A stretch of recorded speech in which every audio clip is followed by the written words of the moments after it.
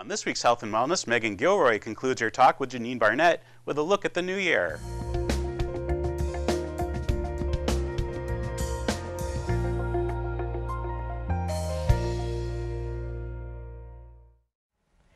Happy New Year. We've all survived the holidays, which can be a wonderful time, but also full of too much food and fun and spending and activity.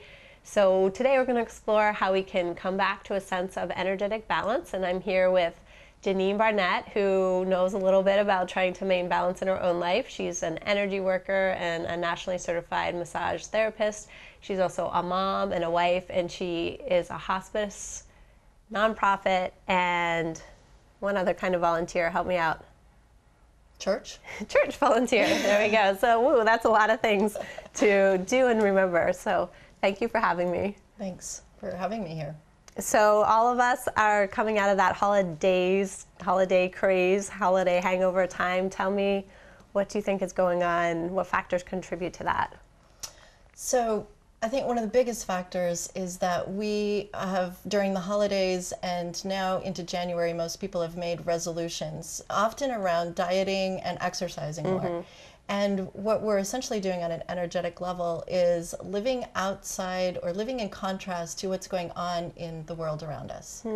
So fall and winter are both a contractive, a receptive energy, versus spring and summer, which are expansive energies. Right. So in the world around us, and in the fall and the winter, plants have stopped growing.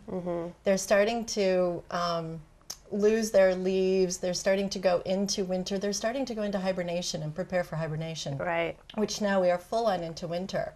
And that's the surrounding energy is one of germination and hibernation, and it's dark outside, and the animals and the trees and everything around us are sleeping. Meanwhile, during December, we're expending more money than we do the whole rest of the year, more energy than we do the whole rest of the year. And then we go into January thinking, I need to do more and more and more. Right. So that just takes so much energy. Yeah. That we end up in this daze after the holidays. Yeah. What do we do? How do we regain some energetic balance? Energetic balance, it's a way to stay balanced throughout the entire year, but particularly at this time. It focuses on space and on breath, and on allowing ourselves to live in winter a little bit. So maybe now is not a good time to make change. Maybe now is not the time to really push your body to work harder. Find something that gives you joy, that is active, that is movement. You know, exercise and losing weight becomes another stress increaser because it's another thing to do. It's another thing on our to-do list. It doesn't bring us joy. Yeah. It brings us, self-blame when we don't follow through. Yeah. So give yourself some time and some space to sleep a little longer. Turn off your electronics because that takes energy. So give yourself 15 minutes to 30 minutes in the morning and the evening where you shut off every electronics. Yep. I call it the sacred space of Nice. the day. Allows you to unplug and just conserve energy. Yep.